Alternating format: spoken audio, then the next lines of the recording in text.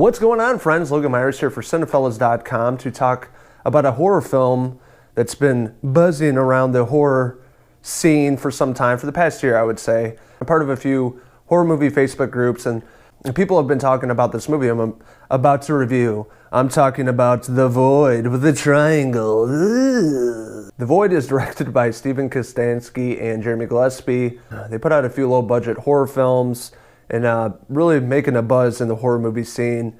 This is a crowdfunded film. I think they raised like 82 grand to put this film out, and that's for good reason, because this movie has top-notch practical effects.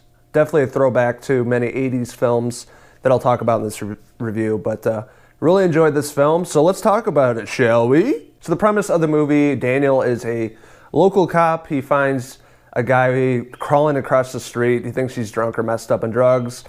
Brings him into the local hospital, and that's when shit starts to hit the fan and things start to get pretty fucked up. Early on in this film, they're already hitting on a lot of horror tropes. Daniel taking in this guy to the hospital. Of course, it's dimly lit hospital.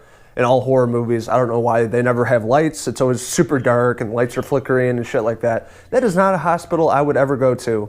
Would you? They say in the film like the hospital had a fire, they're rebuilding a new one. So essentially at this hospital, there's a few doctors. It's the skeleton crew. There's a few nurses, only a few patients here. So that's kind of funny. They do touch on that. But you know, with horror movies, there's always that hospital, that a place you would never go to, but somehow people always end up there, and they're surrounded by this cult outside in white robes, white cloaks. All you see is a triangle on their face, on this robe. It was just, they're standing there emotionless, and you can see they have a knife, and it's pretty creepy. It's a pretty creepy setup. You don't know much about this cult and what the hell they're doing there surrounding this hospital. Later on, they dive into the cult and what that's about. From there, we have a nurse, and she basically just like cuts off her face. Daniel's like walking in, she turns around and her face is like cut off and shit like that. She has a scalpel and kills like one of the patients and essentially turns into a monster. The movie like basically goes right into like John Carpenter's The Thing with the creatures, and the effects are really badass early on in the film. So with like the creature in the hospital, there's people that are working there, and Daniel and his ex-wife or wife, they don't really say if they're still together or not, but there's definitely some tension between the two.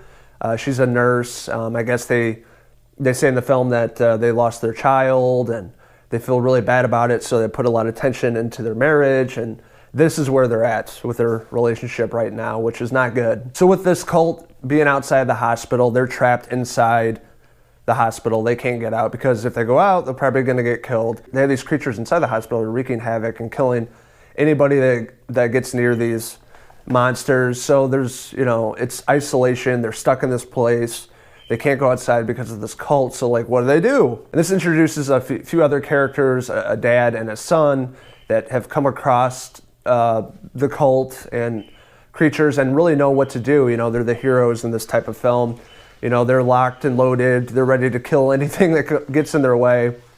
And their chemistry between father and son is also not the greatest. There's a story behind what happened to the kid's mom, to the guy's wife. And what was very astounding about this film is just the creature and the makeup, practical effects. I mean, this is a gory fucking movie. People that don't like blood definitely don't watch this, because there's a lot of blood, there's a lot of gore. The creatures are amazing. The way that they built these monsters, like puppets and things like that, and the tentacles coming out and like killing people. For being a horror movie fan like myself that grew up with films of this era, I really appreciated that, and definitely one of the best parts of the film is the practical effect work. And there's really no CGI until the very end of the film. Up until the third act, it kind of transitions and does a complete 180 into like a Clive Barker Hellraiser film, where you find out about the Void, this dimension where these creatures come from. And with the Void, you see this triangle and what it symbolizes and what it's really all about with this doctor, and him coming to terms with the loss of his daughter and bringing her back to life in some sort of form, a different form, and also with him losing his life and coming back as a more powerful sort of demonic monster, much like Frank from Hellraiser. There's a lot of similarities between him and Frank from Hellraiser, just the way he looks and how he comes back.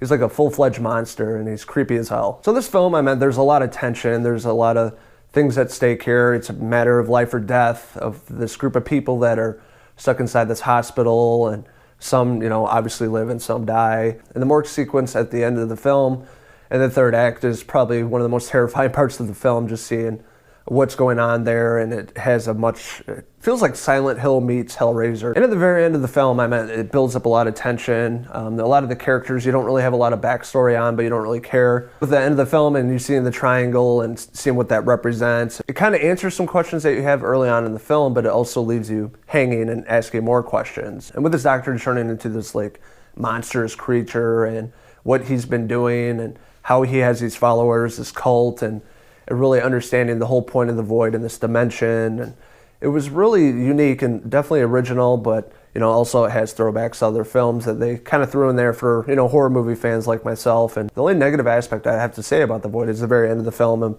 how they end it all, and it kind of leaves you guessing and asking more questions. And I guess the filmmaker said that there is going to be no sequel to this film. Overall, the acting in this movie was decent. Daniel, the main actor that played the cop, who's pretty convincing in this role. This is essentially them being in this situation and what they're going to do to get out of the hospital and survive. But overall, I had a good time with this film. I went in with very low expectations, just hearing the buzz about this for some time through the Facebook horror movie groups and people talking about this. This is a movie you have to check out. And I would definitely agree, if you're a fan of this era of filmmaking, you should definitely check this out. And if you love gore and you love practical effects, you will enjoy this film as much as I did. So I'm going to give The Void a 3 out of 5 hair pieces.